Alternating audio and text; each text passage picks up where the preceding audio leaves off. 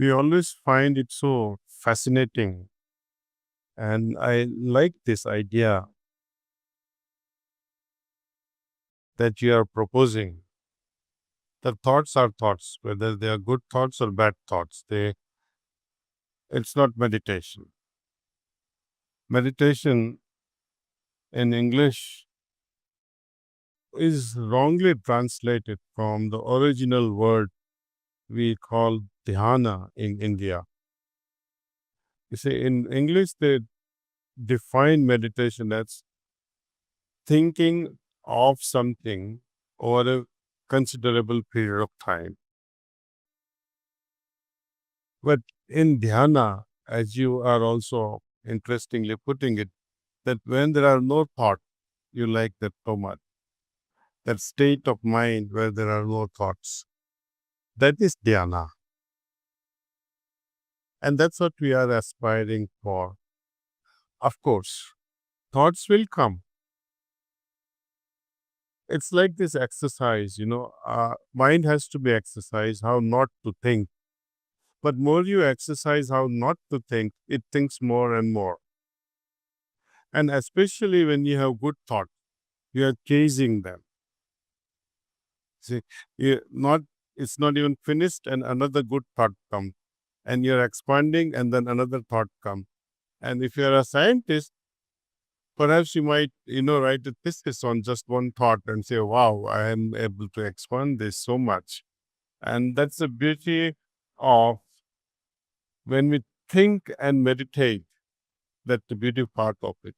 But when we arrive at this thoughtlessness, it's like, when you are trying hard to sleep. When you try so hard to sleep, you cannot fall asleep. It just happens. When we try not to think,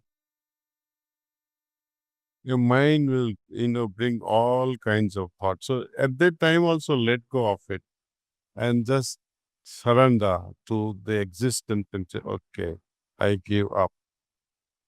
Whenever thoughts do come in my mind, I generally think that I'm now meditating on the divine presence in my heart that is attracting my attention inward, and I'm being blessed with the grace from above. That's all. Again, some thoughts would come, and I would remind myself that I'm meditating.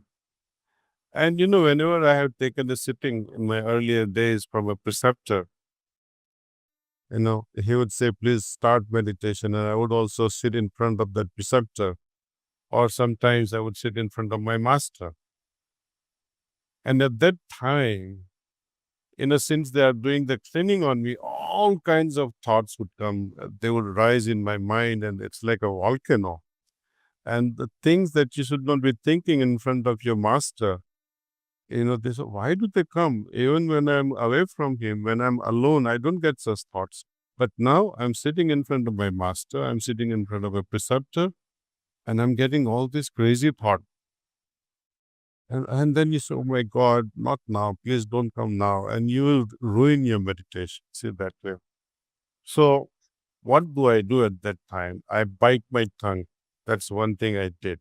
Second thing I did was I opened my eyes very gently as if my master is not looking at me. I opened very quietly. And then raise my hand and breathe deep. Nothing would work. And I would just sit with the mind absolutely surrendered and say, okay, boss, do what you have to do. And when I let go of it, then I would be lifted up as if I'm, being shot in as a rocket into a vacuum. Then I will have no thought. Moment you surrender, mind will give up. So the idea of surrender, to the greater force or to the existence and say, I submit myself, you may take care of it now. And see the magical things happening then. See, mind is rebellious. More you try to work with it or against it, it's not going to work. So we move our attention towards the heart and try to feel instead of, think of divine. We try to feel the divine.